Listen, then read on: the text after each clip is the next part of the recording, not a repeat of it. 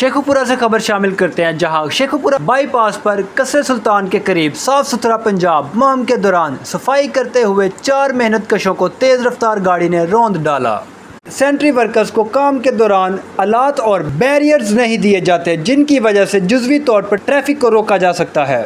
ان آلات کے نہ ہونے کی وجہ سے سینٹری ورکرز کو ہر وقت خطرہ لاحق رہتا ہے۔ تفصیلات کے مطابق شیخوپورہ بائی پاس پر قصر سلطان کے قریب صاف ستھرا پنجاب مہم کے دوران صفائی کرتے ہوئے ان 4 محنت کشوں کو تیز رفتار گاڑی نے روند ڈالا، جس پر 1122 کا عملہ بھی دیر بعد پہنچا اور زخمیوں کی حالت تشویشناک ہو گئی۔